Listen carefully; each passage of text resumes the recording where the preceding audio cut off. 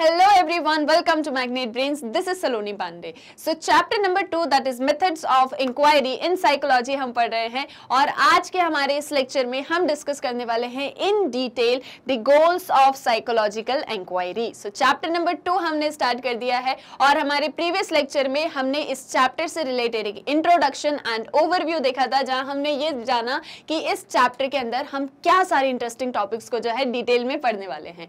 तो जैसे कि आपका चैप्टर नंबर 1 था जिसमें आपने ये पढ़ा कि साइकोलॉजी एग्जैक्टली होता क्या है, उसके अंदर क्या सारी चीजें होती हैं, कितनी सारी उसकी ब्रांचेस होती हैं, साइकोलॉजिस्ट, साइकाइट्रिस्ट, ये सभी क्या होते हैं और साथ ही साथ में psychology is that subject which studies human experiences, human behaviour and mental processes. इसके बारे में हमने पढ़ा. हमने ये देखा कि साइकोलॉजी में जो है रिसर्च की जाती है, रिसर्च करके डिफरेंट साइकोलॉजिकल फिनोमेना को स्टडी किया जाता है. बट एग्जैक्टली ये साइकोलॉजिकल फिनोमेना को कैसे स्टडी करते हैं, साइकोलॉजिकल इंक्वायरी कैसे होती है, साइकोलॉजिकल रिसर्च कैसे होती है, उसके बारे में हम हमारे इस चैप्टर के अंदर जानने वाले हैं. जो हमारा टॉपिक है गोल्स ऑफ साइकोलॉजिकल इंक्वायरी, उसमें हम ये देखेंगे कि जब एक साइकोलॉजिस्ट इंक्वायरी करता है, यानी कि जब कोई साइकोलॉजिस्ट किसी साइकोलॉजिकल फिनोमेना को स्टडी करता है तो उसका एक एम क्या होता है, क्या उसके गोल्स होते हैं, इसके बारे में हम डिस्कस करेंगे हमारे इस पर्टिकुलर लेक्चर के अंदर.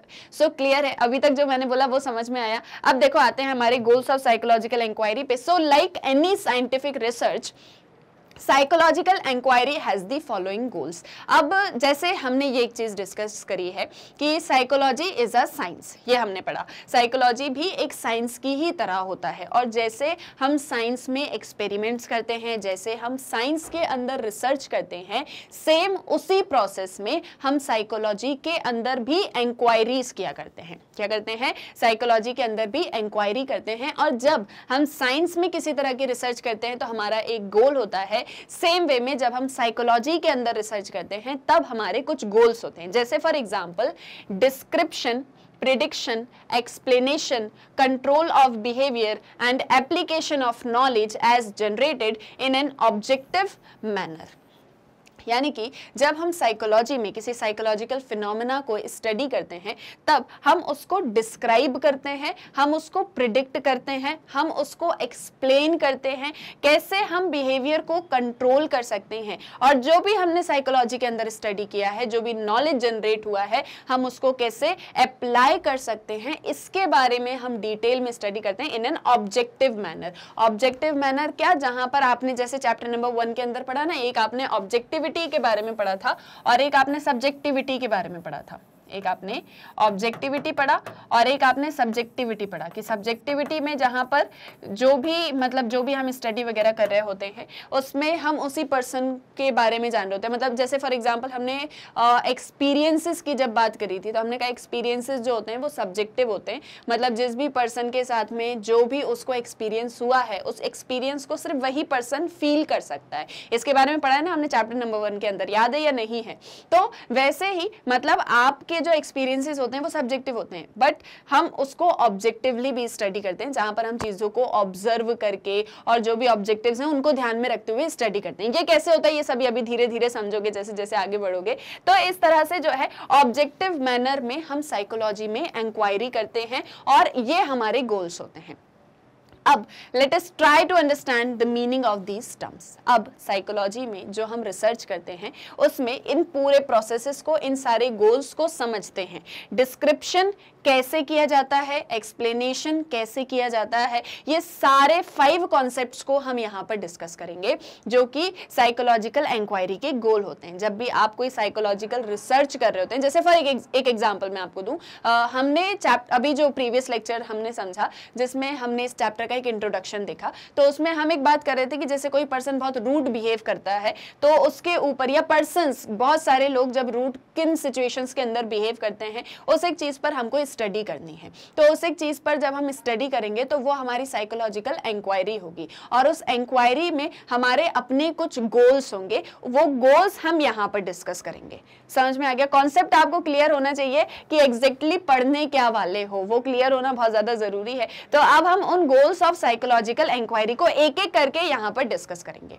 क्लियर है? इतना आया समझ में? अब देखो सबसे पहला है आपका डिस्क्रिप्शन। डिस्क्रिप्शन से आप क्या समझते हो? कभी कभी आपने भी देखा होगा जब आप क्वेश्चन आंसर करते होगे तो उसमें डिस्क्राइब वर्ड या डिस्क्रिप्शन जो है ऐसा लिखा होता है। डिस्क्रिप्शन जनरली क्या है? जहां पर आप सारी चीज को डिटेल में बताते हो, उसको आप डिस्क्राइब करते हो, थोड़ा सा उसके बारे में जो है जनरल एक और ज्यादा उस पर्टिकुलर फिनोमेना को थोड़ा सा एक्सप्लेन कर देते हो, थोड़ा सा डिस्क्राइब कर देते हो, वो आपका डिस्क्रिप्शन होता है। Now in a psychological study, आराम से सुनना, एक एक टॉपिक को सुनना, एक एक लाइन को सुनना, एग्जाम्पल को सुनना, अच्छे से क्लियर होगा, ठीक है? आराम से, कोई जल्दबाजी नहीं है। देखो, in a psychological study we attempt to describe a behavior or phenomena as accurately as possible। जब भी हम साइकोलॉजी में किसी चीज पर स्टडी कर रहे होते हैं, फॉर एग्जाम्पल हम ह्यूमन बिहेवियर में किसी तरह के बिहेवियर को स्टडी कर रहे हैं, जैसे फॉर एग्जाम्पल कोई पर्सन जो है वो बहुत ही ज्यादा हमेशा जो है पॉजिटिव रहता है, फॉर एक एग्जांपल बता रही हूँ मैं आपको, या वो बहुत ही हर एक सिचुएशन के अंदर हमको बहुत मोटिवेटेड दिखता है, एक एग्जांपल दे रही हूँ जस्ट। हाँ, तो कैसे वो चीज़ हो पाती, कैसे वो चीज़ एक पॉसिबल है? मान लो आप किसी तरह की कोई भी स्टडी कर रहे हो, तो जब भी हम किसी ह्यूमन बिहेवियर को या किसी साइकोलॉजिकल फिनोमिना को, जब भी हम ह्यूमन के किसी तरह के बिहेवियर को या किसी तरह के कोई साइकोलॉजिकल फिनोमिना को स्टडी करते हैं, तो हमारी कोशिश ये होती है कि हम उसको जितना पॉसिबल है उतना एक्यूरेटली डिस्क्राइब करें, उस एक फिनोमेना के बारे में हम उसको थोड़ा सा डिस्क्राइब करें, उसके बारे में थोड़ा सा बताएं। जैसे मैंने एक वर्ड बोला मोटिवेशन, तो थोड़ा सा मैं मोटिवेशन को डिस्क्राइब करूं, ये एक हमारी कोशिश होती है। This helps in distinguishing a particular behavior from other behaviors। और इससे हमको एक हेल्प मिलती है जहां हम किसी पर्टिकुलर बिहेवियर को दूसरे बिहेवियर्स से डिस्टिंग्विश कर सकते हैं, ठीक है? इससे हमको एक ये हेल्प मिलती है कि हम जिस भी बिहेवियर को डिस्क्राइब कर रहे हैं तो हम उसी के बारे में बताएं। जैसे मैंने आपको मोटिवेशन कहा, तो मैंने थोड़ा सा मोटिवेशन को डिस्क्राइब किया, तो उसके थ्रू आप और जो दूसरे बिहेवियर्स होते हैं उसको अलग डिस्टिंग्विश कर सकते हो। अब ये जो मैंने अभी आपको बोला उसको हम समझते हैं एक एग्जाम्पल के थ्रू, तो आपको और अच्छे से क्लियर होगा। जस्ट अभी आप इतना ध्यान रखो कि जब भी हम साइकोलॉजी में इंक्वायरी करते हैं तो हमारी कोशिश ये होती है कि हम उस फिनोमेना को थोड़ा सा डिस्क्राइब करें। Now for example, just suppose there is a researcher and he may be interested in observing study habits among students. मान लो कोई एक रिसर्चर है, ठीक है? वो रिसर्चर इस एक चीज पर रिसर्च कर रहा है कि स्टूडेंट्स के बीच में स्टडी हैबिट्स कैसे होती हैं। मान लो ये एक्स रिसर्चर है और ये जो है एक क्लास के अंदर, फॉर एग्जांपल मान लो ये ABCDEF एंड GHI ये स्टूडेंट्स हैं, ओके? ये सारे स्टूडेंट्स हैं, इनकी स्टडी हैबिट्स को ये जो रिसर्चर है वो स्टडी कर रहा है। क्या स्टडी कर रहा है? इन सारे स्टूडेंट्स की स्टडी हैबिट्स को जो है स्टडी किया जा रहा है बाय द एक्स रिसर्चर। अब स्टडी हैबिट्स के अंदर क्या क्या सारी चीजें आती हैं, आपकी अपनी स्टडी हैबिट्स कैसे हैं, कैसे पढ़ाई करते हो आप, तो उसके अंदर आएगा कि मतलब उसके अंदर बहुत सारे बिहेवियर आएंगे ना, डाइवर्स रेंज ऑफ बिहेवियर्स होंगे उसके अंदर, जैसे कि attending all your classes regularly, daily basis पर आप स्कूल जाते हो, आप अपनी क्लासेस को अटेंड करते हो। एक एग्जाम्पल लेते हैं, आज की डेट का एग्जाम्पल लेते हैं, ठीक है? आज फॉर आपका आज का पूरा दिन, उसको हम देखते हैं आज के पूरे दिन में आपकी स्टडी हैबिट कैसे रही। आप पहले सबसे पहले उठे और आप स्कूल गए, स्कूल में जाके अपनी सारी क्लासेस को अटेंड किया। आपने क्या किया? अपनी सारी क्लासेस को अटेंड किया। इसके बाद में आपके जो भी असाइनमेंट्स वगैरह आपको सबमिट करने थे, आपने वो सारे सबमिट किए, ठीक है? ये आपकी स्टडी हैबिट्स के अंदर आता है कि आप क्लास जाते हो, क्लास में आप पढ़ते हो, साथ ही साथ में आपको टीचर ने जो भी होमवर्क दिया है, जो भी असाइनमेंट दिया, आप उसको करके लाए थे, तो वो आपने उनको सबमिट कर दिया। ये आपका सेकंड बिहेवियर है। थर्डली, आपने अपने स्टडी शेड्यूल को पूरा प्लान किया। जैसे हम अक्सर टाइम टेबल बनाते हैं ना, कि जैसे फॉर एग्जाम्पल एक मतलब मैं एक इन जनरल एक स्टूडेंट का आपको एग्जाम्पल दूं कि मान लो ये राम है और राम क्या बोल रहा है कि मैं सुबह 6 बजे उठता हूँ और फिर उसके बाद में मेरा 8 बजे से स्कूल होता है, तो 8 बजे से 2 बजे तक मैं स्कूल में होता हूँ और जस्ट सपोज मैं 3 बजे मतलब 3 PM पर जो है अपने घर आ जाता हूँ। फिर इसके बाद में फॉर एग्जाम्पल मान लो 4 to 6 मेरी क्लासेस होती हैं, मेरी ट्यूशन क्लासेस होती हैं जहां पर मैं ट्यूशन पढ़ता हूं, ठीक है। मतलब 3 to 4 मैंने रेस्ट किया, 4 to 6 जो है मेरी ट्यूशन क्लासेस होती है, मैं ट्यूशन पढ़ता हूं। और इसके बाद में मैं 7 PM तक थोड़ा सा अपने आप को रिलैक्स रखता हूं, थोड़ा टीवी वगैरह देख लेता हूं, थोड़ा खेल लेता हूं, और फिर 7 to 9 अगेन जो है मैं अपनी पढ़ाई करता हूं, और 10 PM पर जो है मैं सो जाता हूं, ठीक है। ये उसका वर्क शेड्यूल है। 6 बजे उठा, 8 से 2 स्कूल गया, 3 बजे तक घर आ गया, अपना खाना पीना खाया, 4 बजे से 6 बजे तक कोचिंग चला गया, थोड़ा सा 7 बजे तक थोड़ा सा और चिल कर लिया, 7 से 9 पढ़ाई करी, 10 बजे मतलब 9 के बाद डिनर किया, 10 बजे सो गए, ठीक है। ये एक स्टूडेंट का पूरा स्केड्यूल होता है। हम सभी अपने अपने स्केड्यूल को प्लान करते हैं कि हमको अपने जो है पर डे कैसे कैसे सारा काम करना है, तो हमारा काम इजी वे में और जल्दी हो जाता है, टाइमली मैनर में हो जाता है। अब यहाँ पर जो हम स्टूडेंट्स के ऊपर एक स्टडी कर रहे हैं, इनके ऊपर रिसर्च कर रहे हैं, तो सबसे पहले ये सभी अपनी क्लासेस को अटेंड करते हैं, अपने असाइनमेंट्स वगैरह को टाइम पे देते हैं, अपना स्केड्यूल पूरा प्लान करते हैं कि क्या क्या पढ़ना है। अब मान लो 3 बजे घर आ गए स्कूल से, तो उसके बाद में हमारी पढ़ाई का पूरा स्केड्यूल कैसा होने वाला है। इसके बाद में starting according to the set schedule, जो भी हमने स्केड्यूल बनाया है उसके अकॉर्डिंग अब हम पढ़ाई करेंगे, ठीक है। अगर हमने 7 से 9 पढ़ाई को टाइम दिया है तो हम 7 से 9 पढ़ाई करेंगे। अच्छा, जनरली ऐसा नहीं होता कि हम 7 से 9 या हमने पढ़ाई को टाइम दिया तो हम 7 से 9 बस कुछ भी पढ़ रहे होते हैं। It's not like that. हमने अपने सब्जेक्ट्स को डिफाइन किया होता है कि हम इस 7 to 9 में may be for half an hour हम साइंस पढ़ेंगे, फॉर 1 आवर हम मैथ्स पढ़ेंगे, और फिर अगेन जो हाफ एन आवर टाइम होगा हम उसमें सोशल पढ़ेंगे। एक हमने टाइम टेबल बना लिया, ओके। अब इसके बाद में आप उस स्केड्यूल के अकॉर्डिंग अपनी पढ़ाई लिखाई जो है उसको स्टार्ट कर देते हो, and then revising your work on a daily basis etcetera. और जो हम काम करते हैं उसको डेली हम रिवाइज करें ताकि हमको सारी चीजें अच्छे से ध्यान में रहें, और इस पूरे स्केड्यूल को हमको ध्यान में रखना है। तो ये क्या हो गई, ये स्टूडेंट्स की स्टडी हैबिट्स के अंदर आ गया। ये क्या हो गया, ये जो एक्स रिसर्चर है जो कि स्टडी हैबिट्स के ऊपर, स्टूडेंट्स की स्टडी हैबिट्स के ऊपर ऑब्जर्व कर रहे हैं उनको, तो ये उनकी पूरी स्टडी हैबिट्स का पार्ट था। अब within a particular category there may be further minute descriptions। अब हर एक कैटेगरी के अंदर कि एक तो सबसे पहले आप क्लासेस में गए, आपने असाइनमेंट्स को सबमिट किया, आपने स्केड्यूल बनाया, आपने उसके अकॉर्डिंग पढ़ाई करी, तो हर एक ये जो डिस्क्रिप्शन मैंने आपको दिया उसमें मतलब हर एक कैटेगरी के अंदर कुछ छोटे मोटे डिस्क्रिप्शंस होते हैं। कि जैसे फॉर एग्जांपल हम बात कर रहे थे कि आप 7 to 9 जो है आप पढ़ाई कर रहे हो, तो उसमें आप किस तरह से क्या पढ़ोगे, क्या क्या आपके सारे उसके अंदर सारी चीजें आती होंगी, वो आपने बता दिया, वो आपने पूरा डिस्क्राइब किया। जो मैं आपको बोल रही हूँ ना कि 7 to 9 अगर हम पढ़ रहे हैं तो ऐसा नहीं कि हम कुछ भी पढ़ रहे हैं, हमारा एक पूरा टाइम शेड्यूल होगा कि हमको इतने टाइम में यही चीजों को पढ़ना है। हम उसमें छोटा छोटा डिस्क्राइब करते हैं कि जैसे अगर हम 4 to 6 कोचिंग जा रहे हैं तो आज कोचिंग के अंदर हम क्या चीज पढ़ने वाले हैं। जैसे सपोज आज हम कोचिंग जा रहे हैं तो हम साइकोलॉजी को ज्यादा पढ़ने वाले हैं। जनरली 10th क्लास तक बच्चे जो है मतलब कोचिंग्स वगैरह में जाते हैं, तो मैं उसी अकॉर्डिंग आपको बता रही थी। बट एक जनरल चीज कि हर एक चीज में हमारा एक डिस्क्रिप्शन है। स्कूल जाएंगे तो आज स्कूल में कौन कौन सी क्लासेस लगने वाली है उसके अकॉर्डिंग जो है हमने हमारी बुक्स को लिया है, और फिर उसके बाद में हम पढ़ाई करेंगे।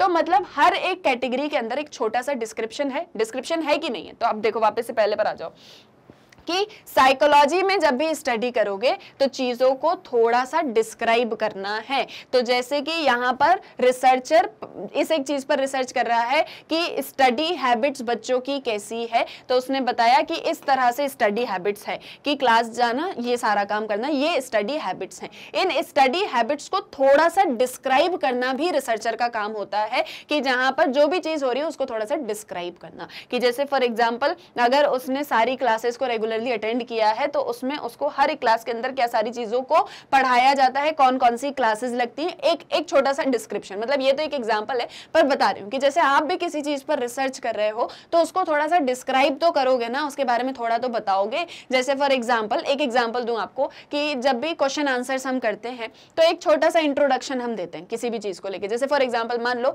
आपको क्वेश्चन आता है, मान लो आपको क्वेश्चन दिया गया है कि ग्लोबलाइजेशन जो है उसने इंडिया की ग्रोथ में, इंडिया की इकोनॉमिक ग्रोथ में बहुत ज्यादा हेल्प किया है। डिस्क्राइब क्वेश्चन है कि globalisation has assisted India's economic growth in a very मतलब बहुत अच्छे से ऐसे बना लोगे ये क्वेश्चन। अब उसको आपने लिख दिया आगे डिस्क्राइब। तो आप पहले थोड़ा सा ग्लोबलाइजेशन के बारे में भी तो बताओगे कि ग्लोबलाइजेशन एग्जैक्टली होता क्या है। तो यहाँ रिसर्चर जिस भी चीज पर स्टडी कर रहा है उसको थोड़ा सा डिस्क्राइब करना, ये पहला गोल होता है साइकोलॉजिकल इंक्वायरी का। आया समझ में। और यहाँ पर जो ये एक सेकंड लाइन थी ना कि this helps in distinguishing a particular behaviour from other behaviours, और ये जो हम डिस्क्राइब करते हैं ये हमें एक बिहेवियर से दूसरे बिहेवियर में थोड़ा सा जो है डिस्टिंग्विश कर देता है। जैसे यहाँ पर मैंने कहा कि ये जितनी भी कैटेगरी है इसमें थोड़े माइन्यूट डिस्क्रिप्शंस रहेंगे, एक कैटेगरी दूसरी कैटेगरी से अलग हो जाएगी, बिहेवियर एक बिहेवियर दूसरे बिहेवियर से अलग होगा। स्कूल जाते हो अलग है आपका, अपने घर का टाइम टेबल अलग है, आपके अपनी कोचिंग का अलग है, एक तरह से बता रही हूँ।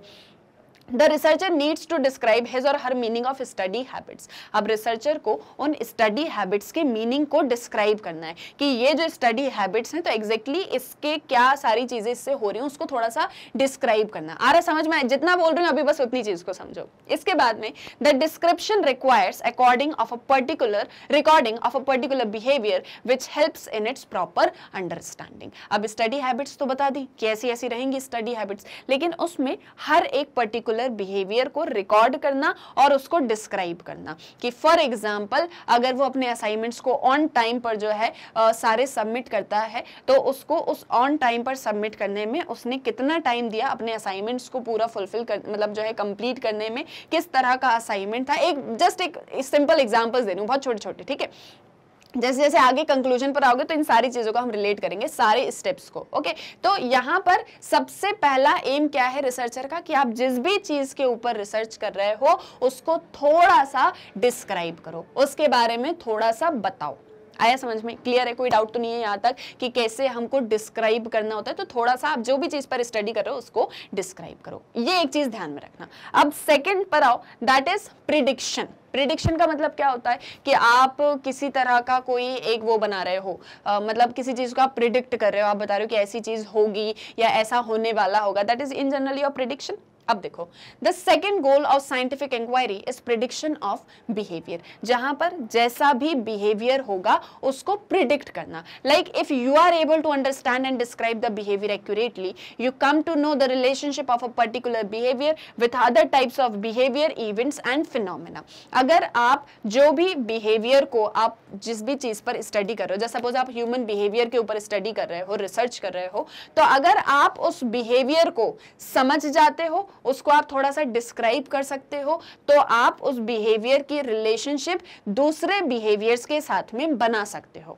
क्या कहा मैंने कि जैसे मान लो आप ह्यूमन बिहेवियर के ऊपर रिसर्च कर रहे हो, तो उस ह्यूमन बिहेवियर पर रिसर्च करते समय थोड़ा सा आपको उसको समझना है। जैसे फॉर एग्जांपल एक रूड बिहेवियर के ऊपर हम स्टडी कर रहे हैं, तो वो रूड बिहेवियर को समझना कि रूड एग्जैक्टली होता क्या है, थोड़ा सा उसको डिस्क्राइब करना कि वो पर्सन रूड कैसे कब बिहेव करता है, उसको थोड़ा सा डिस्क्राइब करना। इसके बाद में जब आप इस एक चीज को डिस्क्राइब कर पाओगे तो आप एक्यूरेटली जो है एक रिलेशनशिप बना पाओगे उस पर्सन के बिहेवियर के बीच में, मतलब जब वो रूड बिहेव करता है और उसके जो दूसरे बिहेवियर्स होते हैं उसके बीच में। बस इतना ध्यान रखो अभी जो मैंने बोला। Now you can then forecast that under certain conditions this particular behaviour may occur within a certain margin of error.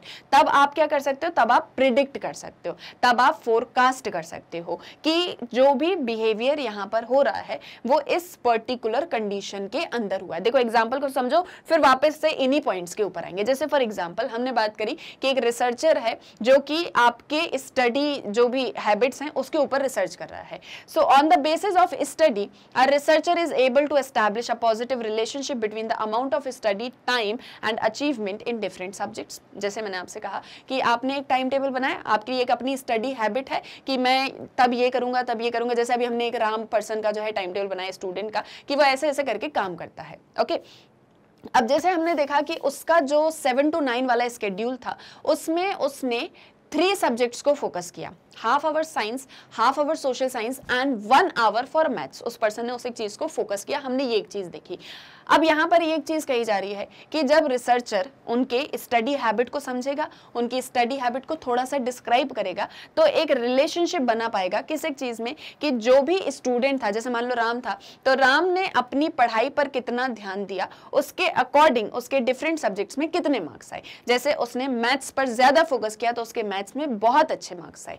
Letter if you come to know that a particular child devotes more time for study, you can predict that the child is likely to get good marks in the examination. अब जैसे मैंने अभी आपके students बताए थे ना कि आप 6 to 9 स्टूडेंट्स के ऊपर रिसर्च कर रहे हो, उनकी स्टडी हैबिट्स के ऊपर रिसर्च कर रहे हो, तो आपने देखा कि जैसे फॉर एग्जांपल मान लो ये 3 स्टूडेंट्स हैं, इसमें से जो बी पर्सन है वो अपनी पढ़ाई पर ज्यादा ध्यान देता है। जैसे सपोज ये पर्सन 3 आवर्स एक्स्ट्रा देता है अपनी पढ़ाई को और ये दोनों सिर्फ 1 या 2 आवर्स देते हैं, तो जो पर्सन ज्यादा पढ़ रहा है, जो पर्सन ज्यादा ध्यान दे रहा है अपनी पढ़ाई के ऊपर, ऑब्वियस है कि एग्जाम में उसके मार्क्स ज्यादा अच्छे आएंगे क्योंकि उसने ज्यादा मेहनत करी है। तो ये एक प्रेडिक्शन होता है कि इसने ज्यादा पढ़ाई करी है तो इसके ज्यादा मार्क्स आएंगे, ये तो हमको पता ही होता है। जैसे फॉर एग्जांपल मान लो कोई आपका फ्रेंड है जो बिल्कुल पढ़ाई नहीं कर रहा, बिल्कुल नहीं पढ़ रहा, उसको कोई कंसेप्ट कुछ भी नहीं आता और एग्जाम डे तक उसने कुछ भी पढ़ाई नहीं करी, तो आप इस एक चीज को बोलते होगे ना कि तूने कुछ भी नहीं पढ़ा तो देखना एग्जाम में फेल हो जाएगा।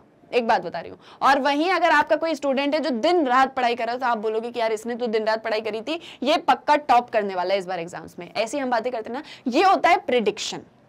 ये क्या चीज है? प्रेडिक्शन, जहां पर आप उसके किसी एक बिहेवियर से उसके दूसरे बिहेवियर में रिलेशनशिप मेंटेन कर पा रहे हो। देखो जो यहां पर कहा था ना कि आप जो है you can come to know the relationship of particular behaviour with other types of behaviour, events या फिनोमेना। तो पर्टिकुलर बिहेवियर क्या है कि कोई स्टूडेंट ज्यादा टाइम तक पढ़ाई कर रहा है और उसकी रिलेशनशिप इस एक चीज के साथ में बनाना, इस एक फिनोमेना के साथ में बनाना कि उसने ज्यादा पढ़ाई करी है, तो ये मेरा प्रेडिक्शन है कि ऑब्वियसली वो ज्यादा मार्क्स स्कोर करने वाला है। That is your prediction. कि जहां पर जो रिसर्चर होता है वो रिसर्च तो कर रहा है, उसको थोड़ा सा डिस्क्राइब करना और दूसरा उसमें एक प्रिडिक्शन देना। उसमें क्या करना? प्रिडिक्ट करना। जैसे प्रिडिक्ट का एक और मीनिंग आपको बताऊंगी। जैसे मान लो आप बहुत बार ऐसे आपने न्यूज़पेपर्स वगैरह में पढ़ा होगा ना कि ऐसे फोरकास्ट आता है कि आज बहुत तेज बारिश होने वाली है, तो वो एक तरह का प्रिडिक्शन ही होता है कि आज जो है बहुत ज्यादा गर्मी पड़ने वाली है, बहुत ज्यादा जो टेम्परेचर है वो हाई रहेगा। तो दैट इज प्रिडिक्शन। उनको नहीं पता होता कि 1 घंटे बाद क्या होगा, हमें खुद नहीं पता अभी 1 घंटे बाद क्या होगा, तो वो एक प्रेडिक्शन होता है, वो एक फोरकास्टिंग होती है। और इस तरह के प्रेडिक्शन हम साइकोलॉजिकल रिसर्च में भी करते हैं। मतलब इस तरह के ऐसा नहीं कि आज जो है ज्यादा गर्मी होगी या ज्यादा बारिश होगी, बट जो भी हम रिसर्च कर रहे हैं उससे related prediction. So you can then forecast that under certain conditions this particular behavior may occur within a certain margin of error। तो यहाँ से हम एक forecast, एक prediction कर सकते हैं कि ये जो particular kind of उसका behavior है वो इस एक particular condition की वजह से आया था। आया यहाँ तक समझ में? इसमें तो कोई डाउट नहीं है। अब देखो next, prediction becomes more accurate with the increase in the number of persons observe. तो जब आप ज्यादा लोगों को ऑब्जर्व कर रहे होते हो, ज्यादा लोगों पर रिसर्च कर रहे होते हो, तब प्रिडिक्शन करना और ज्यादा इजी हो जाता है। जैसे यहाँ पर हम बात कर रहे हैं कि स्टडी जो हैबिट्स हैं उसके ऊपर हम एक प्रिडिक्शन लगा रहे हैं कि जो ज्यादा पढ़ेगा उसके ज्यादा मार्क्स आएंगे। तो जब हम ये सेम चीज just suppose for example 20 students के ऊपर करते हैं और हमको ये देखने को मिलता है कि 20 स्टूडेंट्स में से 10 स्टूडेंट्स जो है वो बहुत ज्यादा टाइम दे रहे थे, बहुत ज्यादा पढ़ाई कर रहे थे, बट स्टिल जो सबसे ज्यादा मार्क्स लेकर आए वो सिर्फ 2 या 3 स्टूडेंट्स ही थे। तो उसमें फिर हमको ये एक चीज भी देखने को मिलती है कि हो सकता है कुछ लोग पढ़ तो रहे हैं बट एग्जैक्टली उनको चीजें समझ में नहीं आ रही हैं, या फिर हो सकता है वो ज्यादा टाइम दे रहे हैं, ज्यादा पढ़ाई कर रहे हैं, बट उस अकॉर्डिंग वो एग्जाम में परफॉर्म नहीं कर पाते। तो उसके थ्रू फिर आप अलग अलग प्रिडिक्शंस लगा सकते हो, आप अलग अलग इवेंट्स, बिहेवियर, फिनोमेना के बारे में चीजें बता सकते हो। सो इन शॉर्ट अभी तक ये जो हमने 2 गोल्स को पढ़ा, तो सबसे पहले साइकोलॉजी में आप जो भी रिसर्च करो उसको थोड़ा सा डिस्क्राइब करो और उससे रिलेटेड प्रिडिक्शन आप कब बना पाओगे? जब आप उस साइकोलॉजिकल फिनोमेना को समझ पाओगे, उसको डिस्क्राइब कर पाओगे, तब आप प्रिडिक्ट कर सकते हो। और ये जो भी यहाँ पर गोल्स हम पढ़ रहे हैं ना, जब आप पर्टिकुलरली रिसर्च को पढ़ोगे अभी इसी चैप्टर में आगे,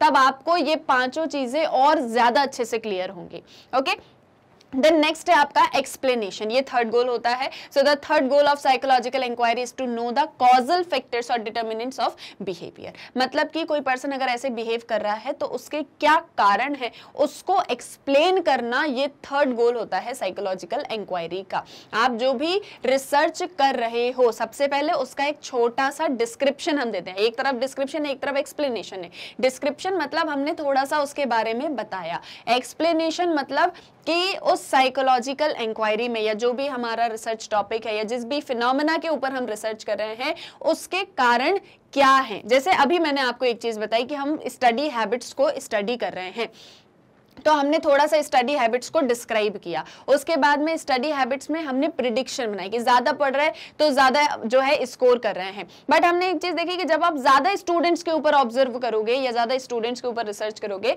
तब आपके प्रिडिक्शन और ज्यादा जो है एक्यूरेट आ पाते हैं। तो जैसे हमने देखा कि 20 स्टूडेंट्स में से 2 या 3 ही बहुत अच्छे मार्क्स ला पाए, लेकिन जो और बाकी स्टूडेंट्स भी बहुत ज्यादा टाइम दे रहे थे पढ़ाई में वो उतना ज्यादा अच्छा परफॉर्म नहीं कर पाए। तो क्या कारण थे उस एक चीज के पीछे, कौन से ऐसे वो कॉजल फैक्टर्स थे, उनको एक्सप्लेन करना भी रिसर्चर का काम होता है। तो like psychologists are primarily interested in knowing the factors that make behaviour occur and also what are the conditions under which a particular behaviour does not occur.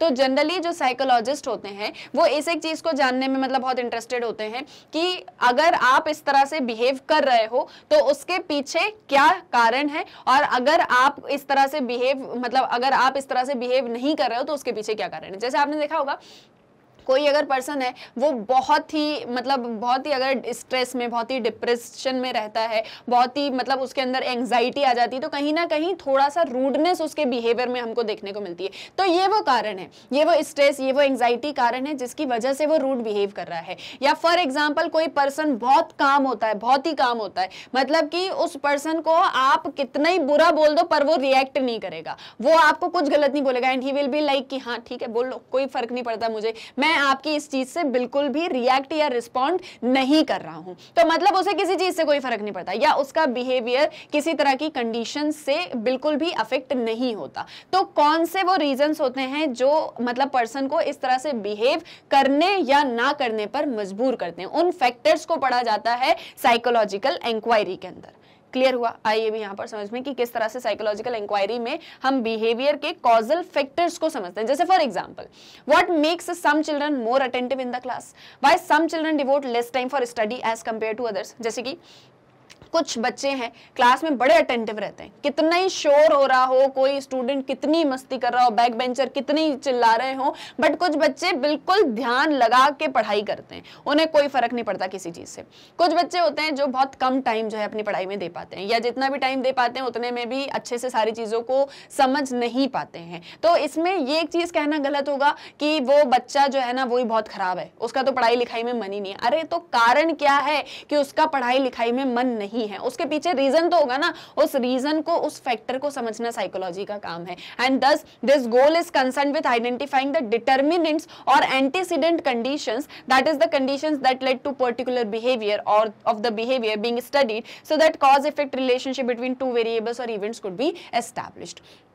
तो यहाँ पर क्या एक चीज वो बोल रहे हैं कि जब आप इस एक चीज को पढ़ोगे कि कुछ बच्चे बहुत अटेंटिव हैं, वहीं कुछ बच्चे बहुत कम टाइम दे रहे हैं अपनी पढ़ाई में एज कंपेयर टू अदर्स, तो आपको ये एक चीज समझ में आएगी कि जब मतलब कोई पर्टिकुलर कंडीशन है जिसकी वजह से वो इस तरह का बिहेव कर रहे हैं, मतलब कुछ ऐसे डिटर्मिनेंट्स को आप आइडेंटिफाई करोगे उनके बिहेवियर के, जिसकी वजह से ये कॉज इफेक्ट रिलेशनशिप जो है वो चल रही है, दो वेरिएबल्स के बीच की ये जो एक रिलेशनशिप है वो हो पा रही है। मतलब कि इन शॉर्ट जैसे हम बोल रहे हैं कि कुछ बच्चे बहुत ज्यादा अटेंटिव हैं क्लास में इतनी सारी चीजें होने के बावजूद भी, तो वो ऐसी कौन सी चीज है जिसकी वजह से वो इतना ज्यादा अटेंटिव हैं। तो वो एक कॉज एंड इफेक्ट रिलेशनशिप को पता लगाया जाता है किसके अंदर, साइकोलॉजी के अंदर। आप देखोगे कि बहुत बार ऐसे जो मतलब साइकोलॉजिकल फिनोमेनाज होते हैं जो एक दूसरे से रिलेटेड होते हैं। जैसे हमने टू वेरिएबल्स वगैरह के बारे में पढ़ा ना कि ये चीज इसकी वजह से रिलेटेड, अगर पर्सन ऐसा बिहेव करता है तो उसके पीछे ये कारण है, मतलब इफेक्ट एंड ये कॉज। तो वो कॉज एंड इफेक्ट रिलेशनशिप को एक्सप्लेनेशन में जो है एक्सप्लेन किया जाता है कि वो कौन कौन से फैक्टर्स हैं,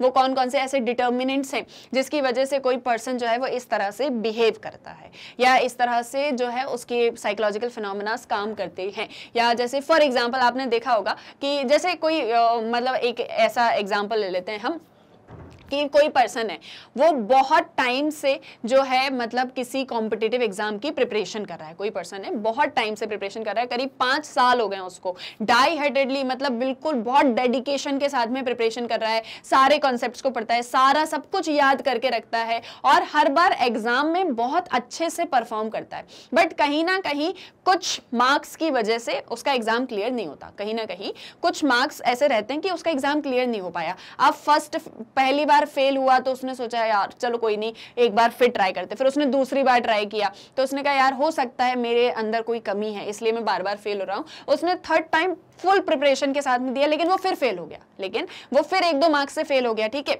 अब उस पर्सन को थोड़ा सा ना ऐसा बुरा लगने लगेगा कि अरे यार मैं इतनी मेहनत तो कर रहा हूं पर मैं फिर फेल हो गया, पर वो फिर से कोशिश करता है। ऐसे करते करते 4-5 अटेम्प्ट्स उसके होते हैं, बट वो पर्सन का एग्जाम नहीं निकलता और वो बड़ा ही डिप्रेस्ड हो जाता है। क्या हो जाता है? बहुत ही डिप्रेस्ड हो जाता है। अब ये पर्सन की लाइफ में डिप्रेशन आएगा, स्ट्रेस आएगा, एंग्जाइटी आएगी, इसको चिड़चिड़ होने लगेगी हर एक बात से। कोई इसको पढ़ाई के लिए कोई ज्यादा नॉलेज देगा ना तो इसको गुस्सा भी आएगा, क्योंकि बेचारे के पास में 5 साल का एक्सपीरियंस है, वो तो इतने टाइम से पढ़ रहा है, लिख रहा है, बट हो सकता है ना कुछ चीजें हैं जिसकी वजह से उसका एग्जाम क्लियर नहीं हो पा रहा और फिर वो डिप्रेशन में आ गया, एंग्जाइटी में आ गया, स्ट्रेस उसको होने लग गया, उसका बिहेवियर बड़ा रूड होने लग गया। तो ये डिप्रेशन, स्ट्रेस, एंग्जाइटी, रूडनेस, ये सब कुछ उसके बिहेवियर में आया। इसका कारण क्या था? वो बार बार हो रहा फेलर। ओके तो वो फेलर की वजह से ये उसके हमको बिहेवियर में इफेक्ट देखने को मिलता है। दैट कॉज इफेक्ट रिलेशनशिप को एक्सप्लेन किया जाता है साइकोलॉजिकल इंक्वायरी में और ये रिसर्चर का गोल होता है। ठीक है, आया समझ में कि जब भी आप किसी चीज पर रिसर्च करोगे, कोई भी चीज में आपको एक्सप्लेन करना है तो उसके पीछे क्या कारण थे वो भी आपको बताने पड़ेंगे। अगर कोई पर्सन ऐसा बिहेव करता है तो क्या कारण है उसके पीछे वो आपको बताना पड़ेगा। क्लियर है? आया यहाँ पर समझ में? नेक्स्ट है आपका कंट्रोल या कंट्रोल ऑफ बिहेवियर। बिहेवियर को कंट्रोल करना भी साइकोलॉजिकल इंक्वायरी में साइकोलॉजिस्ट का एक एम होता है, एक गोल होता है। If you are able to explain why a particular behavior occurs, you can control that behavior by making changes in its antecedent conditions. अगर आपको ये पता है कि ये पर्टिकुलर बिहेवियर क्यों होता है, अगर आपको ये पता है कि आपकी मम्मी गुस्सा कब करती है, ठीक है, अगर आपको पता है कि आपकी मम्मी गुस्सा कब करेगी तो आप उस चीज को, उस एक बिहेवियर को कंट्रोल कर सकते हो अपनी एंटीसीडेंट कंडीशंस में चेंजेस लाकर।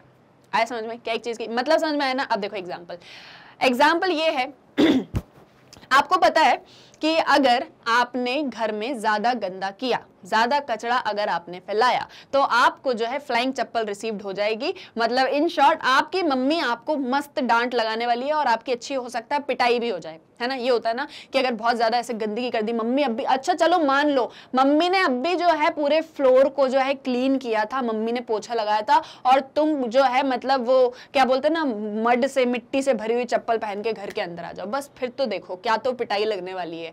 तो आप उस एक चीज को, आप वो मम्मी के गुस्से को कंट्रोल कैसे करो? अगर आप वो चप्पल पहन के घर के अंदर आओ ही नहीं, आप स्लीपर बाहर उतार के आओ। हो सकता है ना? कंट्रोल हो सकता है बिहेवियर की, नहीं हो सकता? बताओ। तो इस कंट्रोल ऑफ, मतलब ये मम्मी और बच्चे वाले कंट्रोल ऑफ बिहेवियर, बट किसी भी तरह के बिहेवियर को कंट्रोल करना भी साइकोलॉजिकल इंक्वायरी में गोल होता है साइकोलॉजिस्ट का। अब इसको और एग्जांपल से समझते हैं। देखो, control refers to 3 things. Control मतलब 3 चीजों से रिलेटेड है। या तो आप किसी पर्टिकुलर बिहेवियर को होने से रोक दो, या उस बिहेवियर को थोड़ा सा कम कर दो, या उस बिहेवियर को बढ़ा दो। मतलब कि making a particular behaviour happen, reducing it और एनहेंसिंग इट। कोई चीज हो रही है तो उसको कंट्रोल कर लो, या कोई चीज बहुत ज्यादा लेवल पे होने वाली तो उसको थोड़ा कम कर दो। कंट्रोल करना, इन शॉर्ट ना, चीजों को कंट्रोल करके रखना। तो वो आपके साइकोलॉजी के अंदर जो है, मतलब आपके इंक्वायरी में उसका भी एक गोल होता है। Like for example, you can allow the number of hours devoted to the study to be the same और यू कैन रिड्यूस देम और they may be increase in the study hours. जैसे कि आप चाहो तो आप अपने जितनी टाइम पढ़ाई करते हो उसको सेम रखो, या आप उसको कम कर दो, या फिर आप अपने पढ़ाई के आवर्स को बढ़ा दो। The change brought about in behaviour by psychological treatment in terms of therapy in persons is a good example of control. तो इन सारी चीजों के थ्रू भी आप कंट्रोल कर सकते हो। आपने अगर अपनी स्टडी हैबिट्स को कंट्रोल कर लिया, अब चाहे आप अपनी स्टडी हैबिट्स को सेम रखो, चाहे आप उसको थोड़ा कम कर दो, चाहे आप उसको ज्यादा कर दो, तो आपको रिजल्ट देखने को मिलेगा कि नहीं मिलेगा आगे, है ना? तो वो उस तरह के कंट्रोल का आपको एग्जांपल दिया है। इसके अलावा सबसे अच्छा एग्जांपल जो कंट्रोल का होता है वो ये होता है कि जब किसी के बिहेवियर में साइकोलॉजिकल ट्रीटमेंट या थेरेपी के थ्रू चेंज लाया जाए। जैसे एक एग्जांपल मैं आपको देती हूँ कि ये एक चीज रहती है कि अगर आपको बहुत गुस्सा आ रहा है, इंसान जब बहुत गुस्से में होता है, आप भी अगर कभी गुस्से में होते हो तो आप नोटिस करना है इस एक चीज को, आप बहुत तेज चिल्लाने लग जाते हो, आपके फेस पे वो एक प्रेशर जो है ना वो दिखने लग जाता है। जैसे मैं अभी गुस्सा हो जाऊं, मान लो, मतलब ऐसे मैं करके दिखा रही हूँ, हाँ हूँ नहीं, कि मैं ऐसे गुस्सा हो जाऊं, तुम लोग बिल्कुल नहीं पढ़ते हो, तुम लोग कुछ समझ में नहीं आता है और तुम लोग बिल्कुल गंदे बच्चे हो, अगर मैं ऐसा बोलूं तो ये एक मेरे फेस पे भी वो चीज आएगी, मेरे बिहेवियर में वो चीज आएगी। हो सकता है मैं कुछ गलत वर्ड्स बोलूं, हो सकता है मैं सामान उठा के फेंकने लग जाऊं, या हो सकता है मैं बहुत तेज चिल्लाने लग जाऊं, वो मेरे गुस्से के टाइम पे चीजें होती हैं, है ना, जब मैं गुस्सा हूं उतनी देर के लिए। वो जब आप देखना ये चीजें कब होती हैं, जब आप बहुत ज्यादा गुस्सा होगे। अगर आप बहुत बहुत एंगर आ रहा है, बहुत गुस्सा आ रही है आपको किसी चीज के ऊपर, तो आप उतने टाइम के लिए थोड़ा सा जो है चिल्लाना, चीजों को फेंकना, इस तरह से चीजें शुरू कर देते हो। बट धीरे धीरे धीरे करके आप नॉर्मल हो जाते हो, है ना। ऐसा तो है नहीं कि आप अपने नॉर्मल डे में भी बहुत चिल्लाते हो और बहुत चीजों को फेंकते रहते हो कि चलते फिरते ये वास उठाया और उसको फेंक दिया, ऐसा तो नहीं करते हो ना। ये एक बिहेवियर है जो उस पर्टिकुलर टाइम पे आपने किया।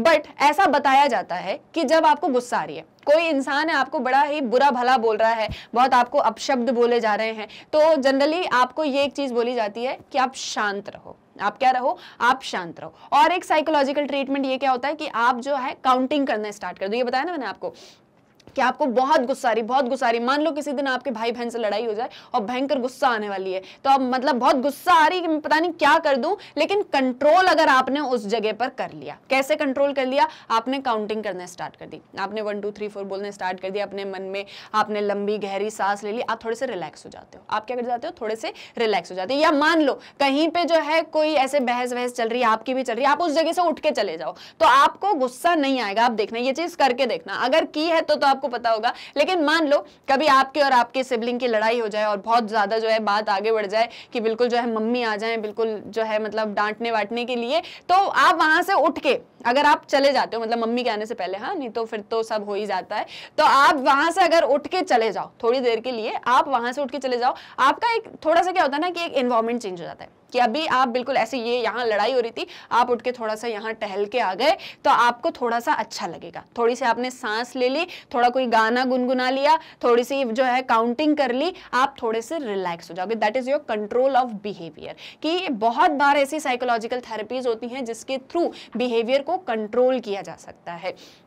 अगर आप बहुत स्ट्रेस फील करते हो, आपको बहुत ज्यादा स्ट्रेस लगता है पढ़ाई को लेके, तो अगर आप थोड़ा सा पढ़ाई के साथ में अदर करिकुलर एक्टिविटीज में भी पार्टिसिपेट करने लग जाओ, हो सकता है आपको डांसिंग बहुत पसंद है, तो आप पढ़ाई के साथ साथ में 1 घंटा निकालो अपने डांसिंग के लिए, तो आप थोड़ा सा रिलैक्स्ड फील करोगे। तो इस तरह से बहुत बार बिहेवियर को कंट्रोल किया जाता है।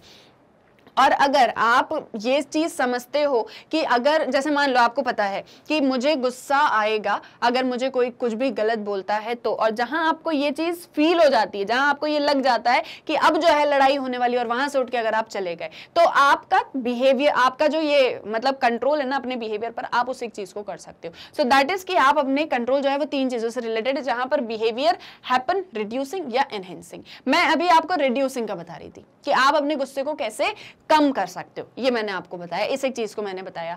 हैपन वाली चीज जो मैंने आपको बताई कि मम्मी जो है वो फ्लोर को साफ कर रही थी, पोछा लगा रही थी, और आप जो अगर चप्पल पहन के अंदर चले गए तो पिटाई लगनी है, तो बेटर है कि उस एक चीज को कंट्रोल कर लो, जाओ ही मत, हैपन ही मत होने दो। एनहेंसिंग का एग्जांपल यहां पर आपको दिया कि आप पढ़ाई करते हो बट अच्छे मार्क्स नहीं आ रहे हैं, तो आपने अपने पढ़ाई का थोड़ा से जो घंटे हैं, जो आवर्स हैं, उसको एक्सटेंड कर लिया, एनहेंस कर लिया, आप अच्छा परफॉर्म कर पाओगे। एक एग्जांपल दे रही हूं, तो ये सारे एग्जांपल क्या बता रहे कि कैसे आप बिहेवियर को कंट्रोल कर सकते हो। आया समझ में? कोई डाउट तो नहीं है इतनी सारी चीजों में? आई होप सो 4 स्टेप्स को हमने आंसर किया, चारों क्लियर हो गए होंगे।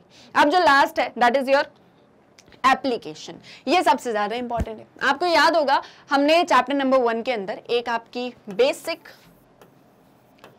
वर्सेस अप्लाइड साइकोलॉजी के बारे में पढ़ा था, याद है या नहीं है? याद है? बताओ जल्दी, अच्छे बच्चे हो या नहीं है? जो भी पढ़ रहे हो सारी चीजों को ध्यान रखा करो, है ना। तो बेसिक और अप्लाइड साइकोलॉजी हमने पढ़ा। बेसिक जहां पर हम ये समझते हैं कि रिसर्च कैसे की जाती है। अब जो आपने रिसर्च कर ली, अब जो आपको सारी चीजों के बारे में पता चल गया, उसको अप्लाई कर दो, that is your applied psychology, है ना। यही एक चीज समझी थी हमने, इन शॉर्ट यही एक चीज पढ़ी थी। ये एप्लीकेशन आपका उसी से रिलेटेड है कि जो भी नॉलेज आपको रिसीव हुआ है अब उसको अप्लाई कर दो। आप कोई इंक्वायरी कर रहे हो, जैसे फॉर एग्जाम्पल हम स्टूडेंट्स का एग्जाम्पल यहाँ पर लेते हुए चल रहे थे कि उनकी स्टडी हैबिट्स को डिस्क्राइब किया, प्रिडिक्शन बनाए, एक्सप्लेन किया सारी चीजों को, कंट्रोल ऑफ बिहेवियर, और फिर उसको अप्लाई करके देखो एग्जैक्टली रियलिटी है क्या। जैसे देखो, the final goal of the scientific inquiry is to bring out positive changes in the lives of people. जो सबसे फाइनल गोल होता है ना किसी साइंटिफिक इंक्वायरी का, वो क्या होता है कि जहां पर आप लोगों की लाइफ में, उनके जीवन में चेंज ला सको। हम साइकोलॉजी पढ़ते हैं, साइकाइट्रिस्ट के बारे में हमने पढ़ा, काउंसलर के बारे में हमने पढ़ा, क्लिनिकल साइकोलॉजिस्ट के बारे में हमने पढ़ा। हमने देखा ये सभी का काम क्या है पीपल की लाइफ में चेंजेस लेकर आना। जैसे हम काउंसलर की बात करते हैं, अब स्टूडेंट्स हैं, स्टूडेंट्स जो है वो पढ़ाई का बड़ा स्ट्रेस ले लेते हैं। मान लो एक चीज, आप सोचो कि मैडम आप हर बार स्टूडेंट को स्ट्रेस में ही ले आती हो, तो मैं जस्ट एग्जांपल दे रही हूँ क्योंकि इससे क्या कनेक्ट करवाते हो ना आप लोग, इसीलिए। तो देखो, अब जैसे मान लो कोई स्टूडेंट है बड़े स्ट्रेस में कि यार 10th तो पास कर ली, लेकिन 11th में सब्जेक्ट क्या लूँ, कुछ समझ में ही नहीं आ रहा है, कौन सा सब्जेक्ट लूँ, कैसे पढ़ाई करूँ, कौन सा सब्जेक्ट मेरे करियर के लिए ज्यादा अच्छा होगा। तो काउंसलर के पास में चला गया, काउंसलर ने हेल्प कर दी उसकी, तो कहीं ना कहीं हमने उसकी लाइफ में किसी तरह का एक पॉजिटिव चेंज लेके आया ना, काउंसलर की नहीं लेके आया। तो एक फाइनल गोल क्या होता है इंक्वायरी का, यही तो होता है कि हम जिस भी चीज में रिसर्च कर रहे हैं उसके थ्रू हम लोगों की लाइफ में पॉजिटिव चेंजेस लेके आ सकें। Psychological research is conducted to solve problems in various settings, और डिफरेंट सेटिंग्स में जो भी सारी प्रॉब्लम्स होती हैं उनको सॉल्व करने के लिए हम साइकोलॉजी में रिसर्च करते हैं। So because of these efforts the quality of life of people is a major concern of psychologist. तो इन सारे एफर्ट्स के थ्रू साइकोलॉजिस्ट का एम क्या है, कंसर्न क्या है कि हम कैसे हमारी क्वालिटी ऑफ लाइफ में चेंज लेके आ सकते। जैसे for example, applications of yoga and meditation help to reduce stress and increase efficiency. जैसे फॉर एग्जांपल मान लो कि योगा करने से, मेडिटेशन करने से आपका जो स्ट्रेस होता है वो कम होता है, साथ ही साथ में आपकी एफिशिएंसी जो है वो और ज्यादा इंक्रीज होती है, आपका कंसंट्रेशन लेवल जो है वो और ज्यादा बढ़ता है। तो ये हमको किसने बताया, ये हमको साइकोलॉजिस्ट ने बताया, और इसके लिए हम क्या योगा मेडिटेशन को प्रैक्टिस करें। तो कहीं ना कहीं उन चीजों को जो भी हमने रिसर्च के थ्रू समझा है, जो भी नॉलेज हमको एक्वायर हुआ है, उसको अप्लाई करना, वो एप्लीकेशन जो है वो गोल होता है साइकोलॉजिकल इंक्वायरी में। क्योंकि जब हम उस नॉलेज को अप्लाई कर देते हैं, लोगों की लाइफ में उसको लेकर आते हैं, तो उनसे उनकी जो क्वालिटी ऑफ लाइफ है वो इंप्रूव होती है। तो इसलिए हम उसको एप्लीकेशन करते हैं। And scientific inquiry is also conducted to develop new theories और कंस्ट्रक्ट्स